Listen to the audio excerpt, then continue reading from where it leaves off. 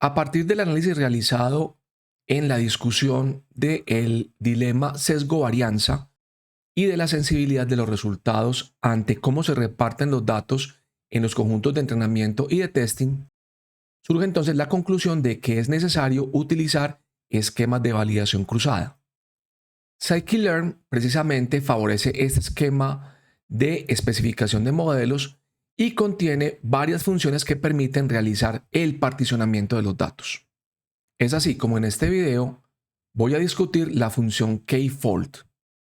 Kfold divide la muestra de datos, que es usada para medir tanto el ajuste como la generalización, en K-grupos no traslapados y consecutivos. Este mecanismo de validación cruzada opera de la siguiente manera. La totalidad de la data disponible, esta porción que tenemos aquí en pantalla, es dividida en dos conjuntos, uno para entrenamiento y otro para testing, pero acá este testing significa pronóstico, es decir, la porción de datos que utilizaremos para ver el modelo cómo se comporta en productivo. Entonces, esta parte de acá, que incluye la porción roja más la negra, es utilizada para medir tanto el error de entrenamiento como el de generalización del modelo. En kfold, la información disponible va a ser dividida en K-grupos. Entonces, esta porción roja representa el primer grupo, el siguiente el segundo grupo y así sucesivamente. En el proceso de estimación de la generalización del modelo se procede de la siguiente manera. Se extrae el primer grupo y se toman los restantes para entrenamiento del modelo. Una vez el modelo ha sido entrenado, se pronostica para este primer grupo que fue sacado y dejado aparte. Supongamos, por ejemplo, que yo tengo 5 grupos. Entonces, extraemos el grupo 1 y entrenamos el modelo con la información correspondiente a los grupos 2 a 5. Cuando esté entrenado el modelo, pronosticamos para el grupo 1. En la siguiente iteración, dejamos por fuera el grupo 2. Es decir, entrenamos con el grupo 1 y grupos 3, 4 y 5. Cuando el modelo está entrenado, pronosticamos para el grupo 2. Continuamos de esta manera, de tal forma que para el último grupo, K igual a 5, o sea el quinto grupo, entrenamos con la información correspondiente a los grupos 1 al 4 y luego pronosticamos para el grupo quinto. En este ejemplo entonces yo tendré 5 valores posibles para el error o la métrica que esté utilizando para establecer la generalización del modelo. Entonces, una será corresponder a este, otra a este y así sucesivamente hasta que llegamos al quinto grupo.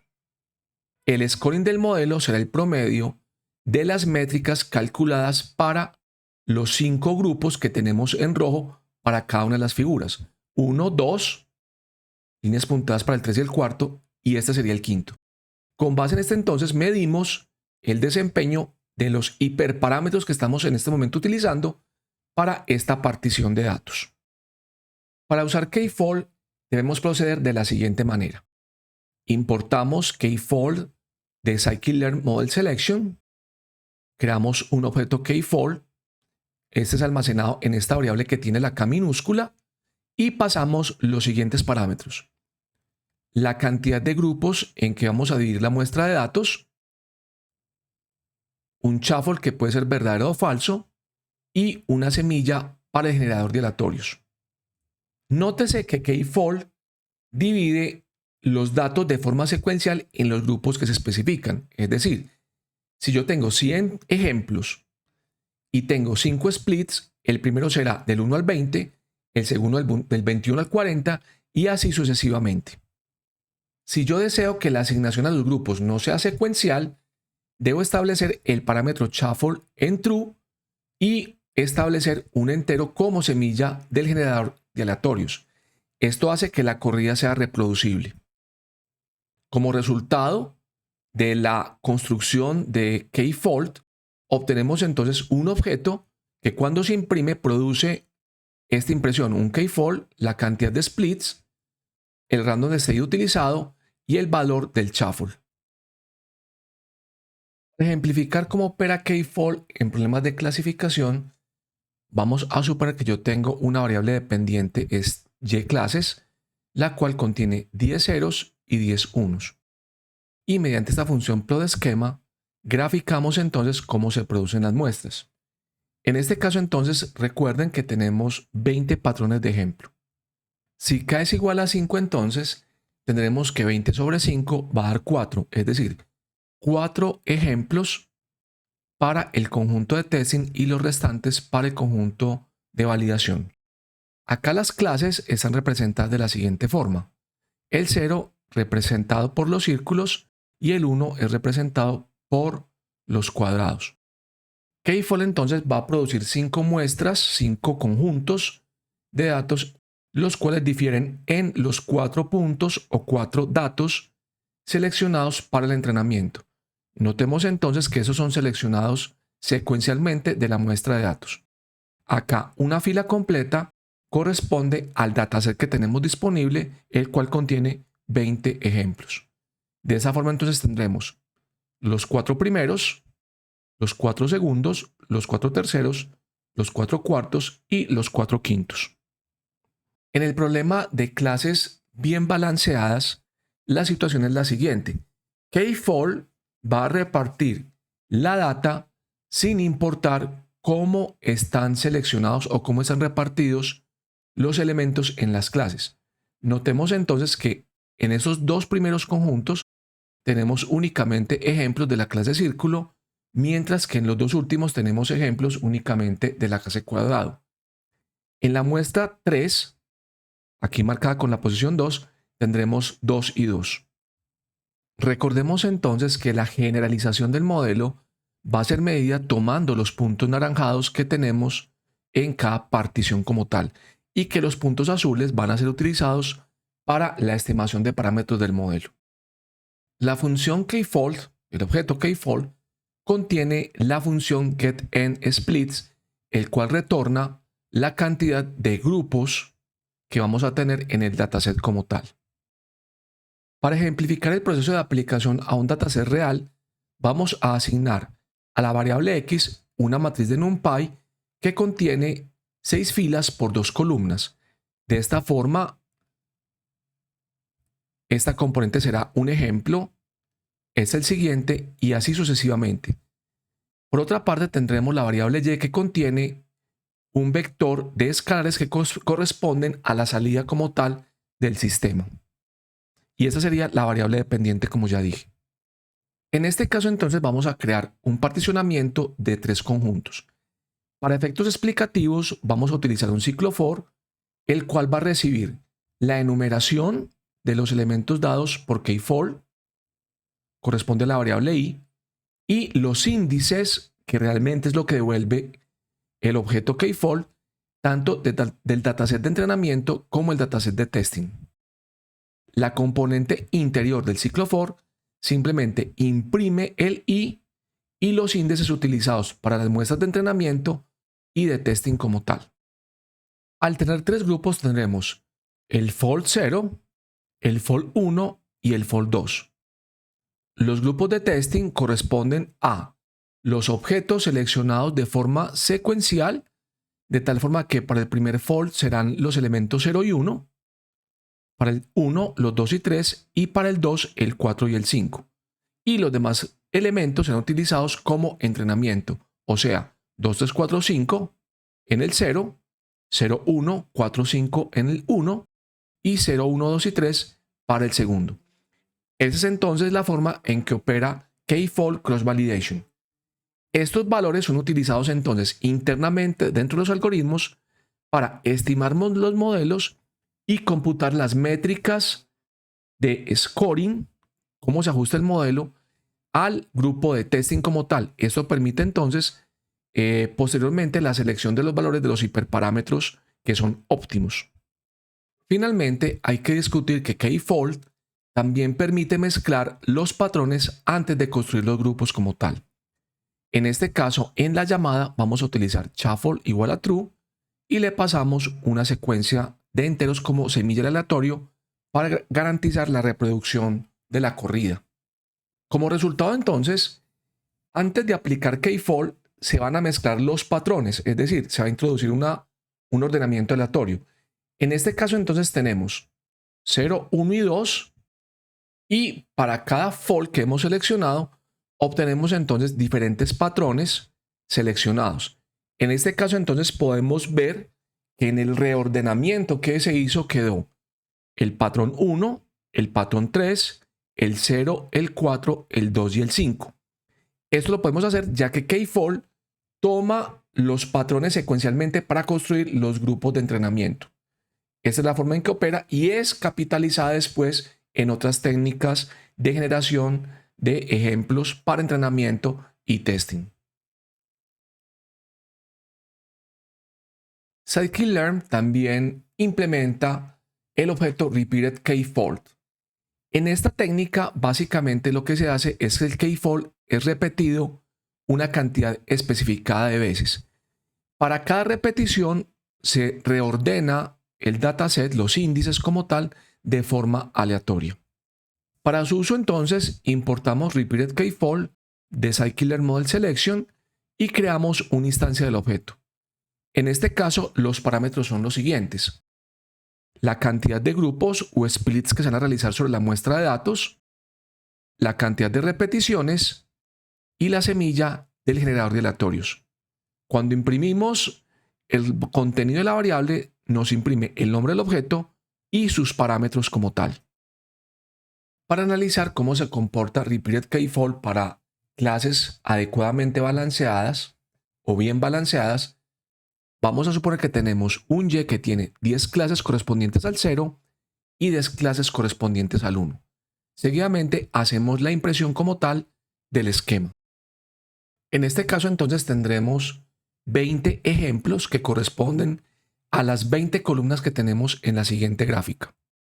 Como hemos especificado Repeated K-Fold con 5 particiones y 2 repeticiones, tendremos un total de 10 posibles conjuntos utilizados en cross-validation. Repeated K-Fold opera de la siguiente forma: reordena la muestra de datos y toma los elementos secuenciales. Para efectos prácticos de este ejemplo y la visualización, en nuestro caso suponemos que la muestra no se reordena y pasamos a marcar con colores los elementos que son usados para entrenamiento y los elementos que son usados para testing. En este caso, el azul corresponde al fitting y el naranja corresponde al testing como tal.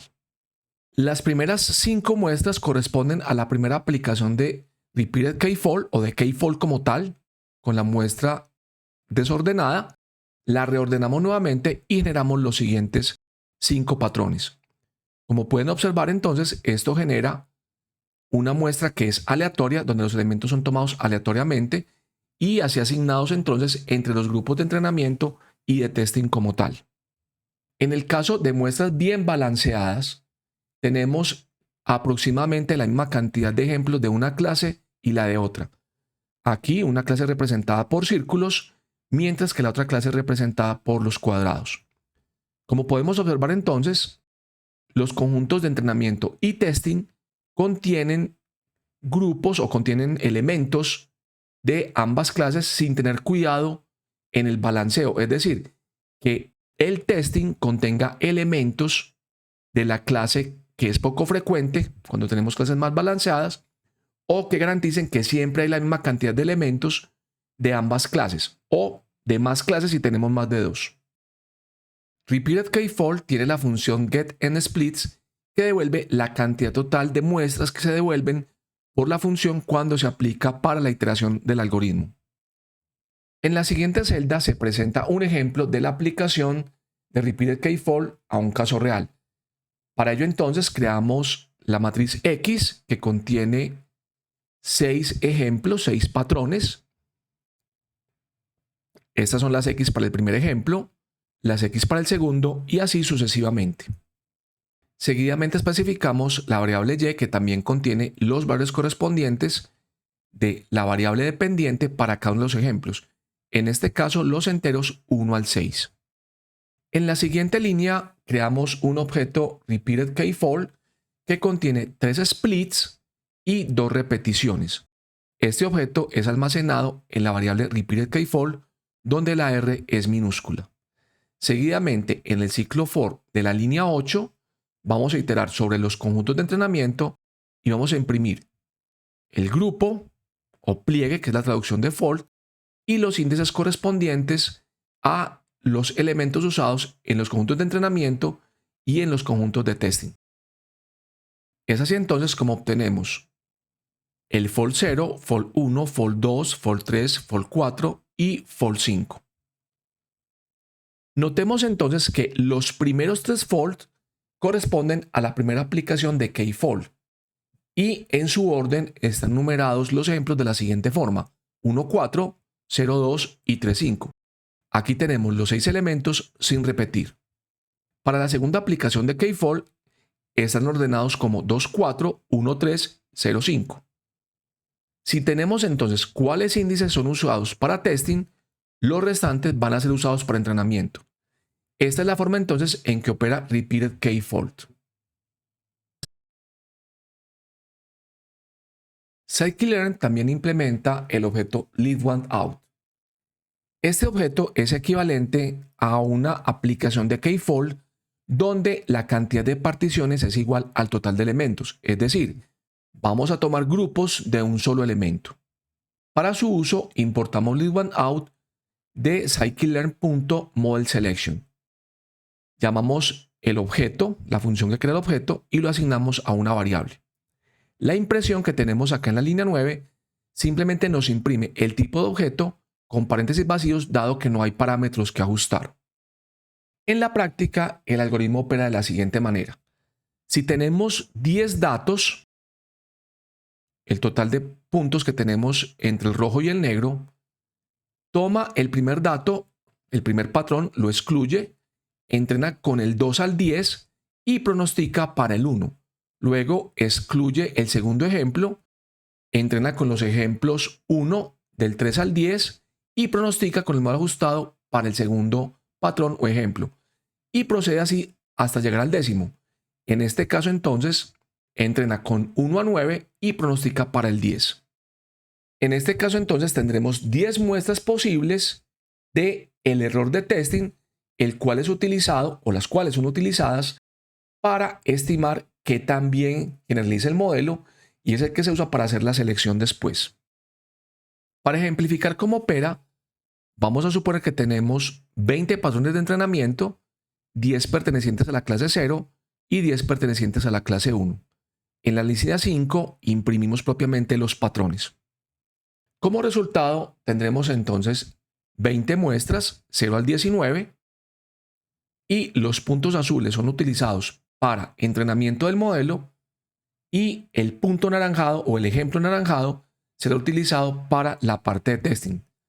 Como pueden ver entonces, la obtención del conjunto de testing es el recorrido secuencial de los patrones.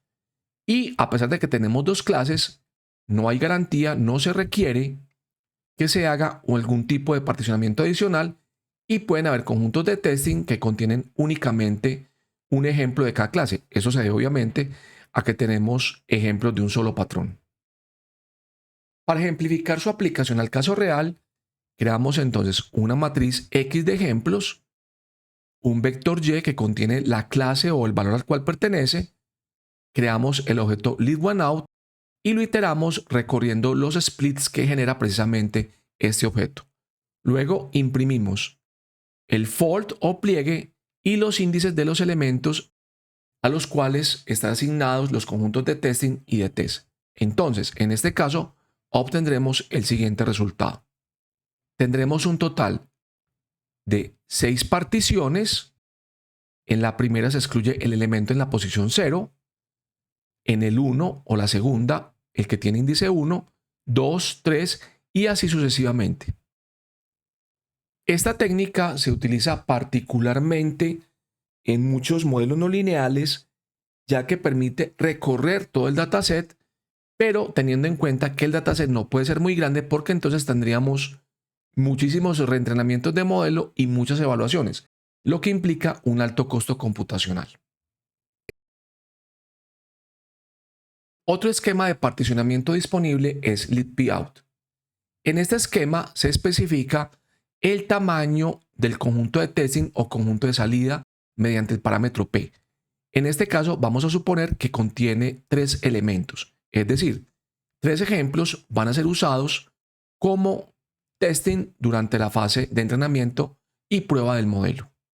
Al imprimir el contenido de la variable leadPout con L minúscula, nos dice que es una instancia del objeto leadPout con P igual a 3. Para ejemplificar el proceso que utiliza leadPout, vamos a suponer que tenemos un dataset con 20 ejemplos y tenemos P igual a 3. En este método de particionamiento tendremos entonces que se excluyen o se usan en el testing los 3 primeros y el resto para entrenamiento, y luego vamos moviendo uno en uno. Noten que acá estamos generando de forma secuencial todas las cadenas posibles, todas las selecciones posibles, todos los conjuntos posibles en los cuales tenemos 3 elementos para testing y el resto para fitting como tal. De esta forma, la cantidad de muestras generadas corresponden a todas las cadenas posibles de 20 elementos que contienen 3 unos y 17 ceros. En la figura podemos ver cómo se realiza la asignación de elementos a los conjuntos de testing y de training. Aquí están los 3 primeros para testing, luego el 0, el 1 y el 3, 0, 1 y 4 y así sucesivamente. Noten que cuando llegamos al final, cambia el esquema de forma ordenada y se prosigue. Entonces podemos inferir que los conjuntos se generan a partir de todas las cadenas binarias que contienen 3 unos indicando la selección y 17 ceros indicando los elementos que van para el conjunto de entrenamiento. leadPout también contiene la función getNsplits, la cual retorna la cantidad total de muestras generadas por el objeto. En este caso, para nuestro problema en el cual tenemos 20 ejemplos y 3 elementos en el conjunto de testing, obtendremos 1140 posibles muestras en que se han partido los datos. Para ejemplificar el proceso, vamos a construir una matriz X de 6 ejemplos o patrones y el correspondiente Y. Aquí tenemos entonces el caso donde leadPout es instanciado con P igual a 2, es decir, dejamos 2 elementos para el grupo de testing. El ciclo for que tenemos entre las líneas 8 y 12 van a recorrer todos los grupos y van a imprimir los índices de los patrones o ejemplos que son asignados a cada uno de los conjuntos, en este caso train y test. Como resultado, vemos entonces que los primeros 2 elementos son asignados en el for 0, luego el 0 y el 2, o sea, el siguiente elemento después del 1, 0 y 3, 0 y 4, 0 y 5, y así sucesivamente hasta que llegamos al tope. En este punto entonces nos movemos y arrancamos 1 y 2, 1, 3, 1, 4, 1, 5, generando todas las cadenas ordenadas que pueden obtenerse para la selección. Una vez hemos obtenido los índices de testing, los restantes son utilizados en train. Esta es la forma como opera entonces leadPout. Shuffle Split es un esquema de particionamiento en el cual los elementos son asignados de forma aleatoria a los conjuntos de testing y de entrenamiento. La particularidad de esta metodología es que no garantiza que los grupos generados sean diferentes. Para su uso, entonces importamos Shuffle Split de Scikit-Learn Model Selection y creamos una instancia del objeto. A este le pasamos la cantidad de grupos en splits, el tamaño de la muestra de entrenamiento, el tamaño de la muestra de fitting y la semilla del aleatorio. La especificación de los tamaños de las muestras pueden ser dados por un entero o por un flotante. Cuando es entero, se indica el tamaño de la muestra como número de ejemplos, mientras que cuando es flotante, indica el tamaño de la muestra como un porcentaje de la muestra total. Es decir, en este caso que TestSize es 0.25, se indica que el 25% de los datos van a ser utilizados para el conjunto de testing. Un punto crucial acá es que cuando uno de los size, sea el test o el train, es especificado como none, su valor es calculado como el 100% menos el valor especificado para el otro conjunto. Esto implica también que yo puedo especificar muestras de entrenamiento y testing que no contienen la totalidad de la data. Finalmente, como aquí tengo un ordenamiento que es aleatorio, una selección aleatoria, requiero una semilla del aleatorio para que la corrida sea reproducible. Cuando se imprime el contenido de la variable shuffle split, se obtiene entonces el nombre del objeto y los parámetros con los cuales fue inicializado. Para ejemplificar cómo se reparten los datos, tenemos entonces una muestra que contiene 20 ejemplos, de los cuales los 10 primeros pertenecen a la clase 0 y los 10 últimos a la clase 1. Como hemos indicado que se va a tener entonces como resultado 10 ejemplos, aquí tenemos las 10 muestras, donde la fila corresponde a los 20 ejemplos como tal. Ya que el 25% de la data va a ser utilizado para el conjunto de testing, tenemos un total de 5 elementos, 25% de 20, que son utilizados para el conjunto de testing. Como se puede observar entonces acá, los elementos son asignados aleatoriamente a cada uno de los conjuntos y no se tiene en cuenta cómo están repartidas las clases. Para ejemplificar su uso sobre un dataset real, vamos a crear una muestra con 6 ejemplos. Esa está dada en la variable x, la y que es el vector correspondiente a la variable dependiente, 6 valores diferentes, y la llamada shuffle split. En este caso especificamos 10 grupos, un text size de 2 elementos y una semilla de aleatorios como 1, 2, 3, 4, 5. El ciclo for imprime el FOD, el ciclo for imprime el fold y los índices de los elementos de la matriz X como tal. Los resultados obtenidos son los siguientes. El fold 0 contiene los elementos 5 y 3 para testing y los restantes para entrenamiento. El fold 1 contiene los elementos 4 y 0 y los elementos 3, 1, 2, 5 para entrenamiento como tal. Aquí entonces para el siguiente fold, el 2, es donde se ve el efecto de la aleatoriedad que tenemos. Noten que en este caso tenemos para testing los elementos 0 y 4, pero esos ya habían sido seleccionados para el fold 1. Notes entonces que los índices para el conjunto de train en el fold 2 son los mismos que están en train en el fold 1, pero difieren en el orden que tienen. Ese es el efecto de la aleatoriedad que estamos utilizando, en la cual seleccionamos aleatoriamente los elementos y los asignamos a cada uno de los grupos. Hay un caso particular de análisis que tiene que ver con los problemas de clasificación. Supongamos que tenemos un ejemplo en el cual las clases son binarias, clase 0, clase 1, pero están mal balanceados. Es decir, tenemos una clase que es mucho más frecuente que la otra. Un ejemplo de esta situación es el caso de la detección de correos spam en los correos que van llegando a una cuenta determinada. En este caso, los correos spam son un porcentaje muy bajo respecto a los correos que son válidos y estamos hablando de proporciones aproximadamente del 5% o inferior. La aplicación de las técnicas de cross-validation cuando tenemos este tipo de problemas pueden generar problemas si no tenemos en cuenta la distribución de las clases. Esto se debe a que la mayoría de los grupos de testing van a contener únicamente ejemplos de la clase frecuente y por tanto cuando se mida la precisión en testing, es decir, cómo generaliza el modelo, nos vamos a encontrar que hay precisiones del 100%. Esto conlleva a que se tomen decisiones inadecuadas en la selección del modelo óptimo. En esta situación se prefieren entonces los métodos estratificados. Específicamente en este video se va a discutir el método Stratified K-Fold. En primer lugar, analicemos cómo se construye un objeto de este tipo. En primera instancia, realizamos la importación de la librería. Importamos Stratified K-Fold de Scikit-Learn Model Selection. Seguidamente, creamos una instancia de este objeto.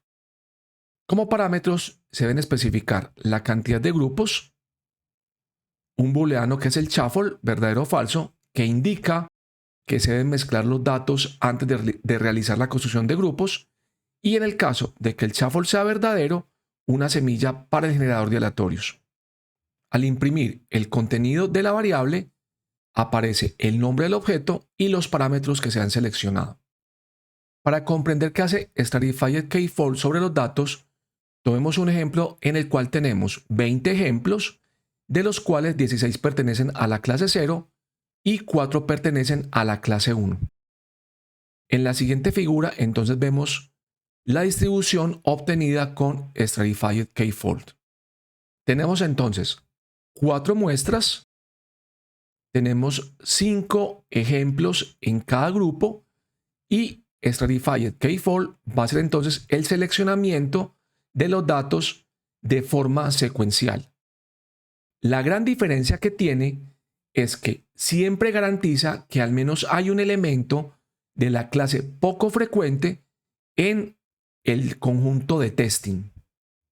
Noten que si esta situación no se da, tendríamos acá todos los cuadrados azules y la precisión en testing del modelo sería 100%, lo cual no tiene sentido porque tenemos clases poco frecuentes. Esto llevaría a decisiones erróneas en la especificación del clasificador. Para ejemplificar su uso, vamos a crear entonces un dataset que contiene 6 ejemplos. Cada ejemplo contiene x1 y x2. Aquí tenemos la matriz completa. Y la variable y que contiene las clases. Estas tienen 3 ceros y 3 unos, o sea que están adecuadamente balanceadas. Seguidamente vamos a crear un objeto Stratified K-Fold con 3 splits o 3 grupos. Seguidamente, en el ciclo que aparece entre las líneas 10 y 14, vamos a imprimir los grupos creados con Stratified K-Fold. En este caso imprimimos el grupo y los índices de los elementos del dataset que son asignados a los conjuntos de entrenamiento y de testing correspondientemente. Para este punto tengamos en cuenta que los primeros 3 elementos, 0, 1 y 2, pertenecen a la clase 0, mientras que los 3 restantes, índices 3, 4 y 5, pertenecen a la clase 1.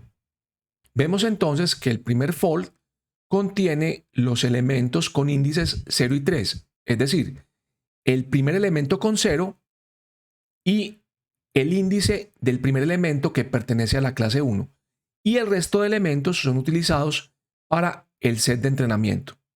Luego tomamos 1 y 4, los dos que siguen, y 2 y 5, los que siguen después de estos dos que tenemos acá. Este entonces es el mecanismo de particionamiento que utiliza Stratified K-Fold. Para el caso de muestras mal balanceadas, Scikit-learn también implementa el método Stratified Shuffle Split. Este método básicamente lo que genera es muestras aleatorias teniendo en cuenta que la data está mal balanceada respecto a las clases. Stratified Shuffle Split recibe los siguientes parámetros. En splits, que es la cantidad de grupos, el tamaño de la muestra de testing, test size, el tamaño de la muestra de entrenamiento, train size, y la semilla del aleatorio. En este caso está inicializado en 0. Al igual que en otras técnicas de cross validation, el tamaño de las muestras test size y train size pueden ser especificadas como un entero o un flotante. El entero indica la cantidad de ejemplos que serán utilizados para ese conjunto, mientras que el flotante indica el porcentaje de la muestra que será utilizado para dicho conjunto. La impresión de una instancia de este objeto imprime el nombre como tal, Stratified Shuffle Split, y los parámetros con los cuales fue inicializado. Para ejemplificar el proceso que genera, vamos a suponer que tenemos 20 ejemplos, de los cuales 16 pertenecen a la clase 0 y 4 pertenecen a la clase 1. Cada fila de la figura corresponde a la muestra de datos. Estos no han sido desordenados, sino que mantenemos el ordenamiento original e indicamos con colores cuáles ejemplos pertenecen a la muestra de entrenamiento y cuáles pertenecen a la muestra de testing. Específicamente, los puntos azules pertenecen a la muestra de entrenamiento y los naranjados a la muestra de testing como tal. Tenemos los 16 puntos de la clase 0, que son representados con círculos, y los 4 puntos de la clase 1, que son representados como cuadrados. Vemos entonces que Stratified Shuffle Split lo que hace es asignar aleatoriamente los puntos, los ejemplos, a cada set, pero garantiza que al menos haya un elemento de la clase poco frecuente. Esto garantiza que un pronosticador ingenuo, un modelo de clasificación ingenuo, que siempre diga que todos los puntos son círculos, pertenecen al 0, cuando lleguen al conjunto de testing no den una precisión del 100% solo porque están pronosticando bien una clase. Esto es básicamente lo que buscamos en los métodos estratificados. Para ejemplificar entonces cómo se aplica al dataset real, tenemos una muestra con 6 ejemplos.